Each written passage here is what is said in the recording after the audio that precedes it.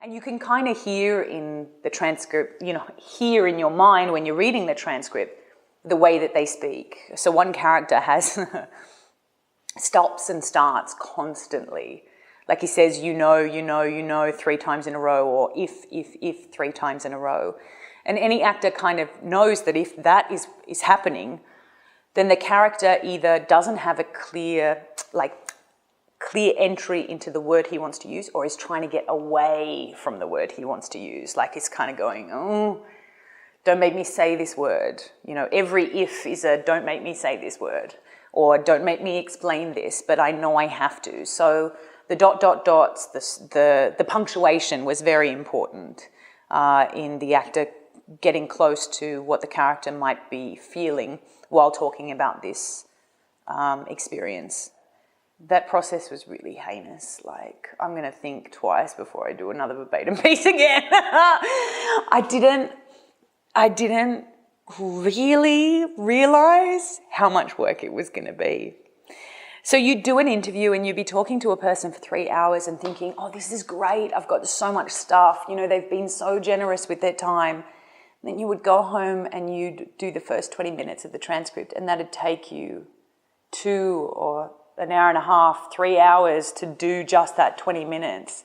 I was going crazy, especially because the computer does not like things like la or law or, swear words. It doesn't like a lot of things.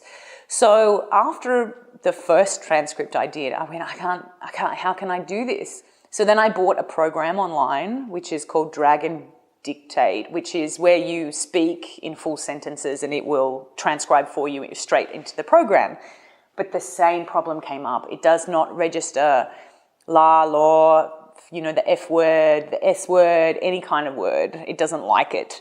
So that was really difficult. So you still had, even though I was just speaking into the thing and not having to do this, I would alternate because it would just get so frustrating that it wasn't, at the end of every sentence there might be a la or law or whatever, or a or a, what other words didn't like a lot of things. And the details of punctuation were also very important to me. The other thing that I really learned as a playwright from this is that what I learned as a playwright, a director and an actor, I would say I learned a lot from these transcripts, because you're hearing them and you know what you were seeing when this person was speaking to you. Then you have to try and put that through punctuation. Then you have to try and explain that to the actor again.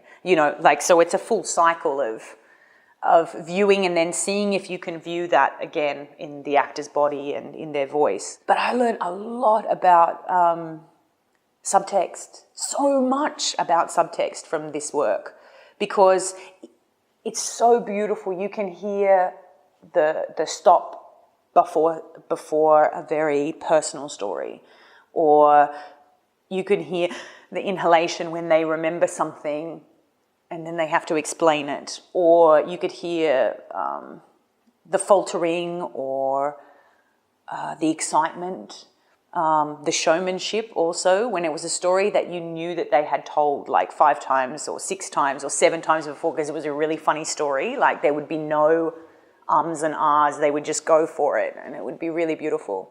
Like, I want to be clear that the first time the actors presented, I was very happy with their work, but we only had a week of rehearsals and they were reading the script. I'll give you one example. So an actor, Parvinjit Singh, he has a character that delves into a letter he received from his mother and how it affected him so much that he asked another man in the cell to hold his letter for him in his box, because he couldn't even dare to look at it.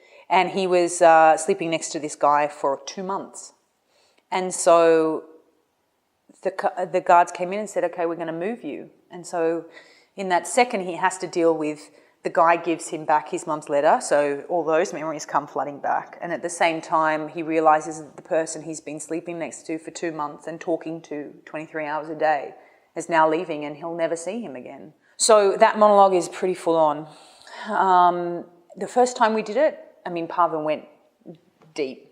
But the problem is there's a script that's mediating between reminding the audience that these are performers, and also it's a block for the actor as well, because if you have a script there, you can't, it's very hard to speak through the script, which is what they were doing anyway, but speak through the script to the audience.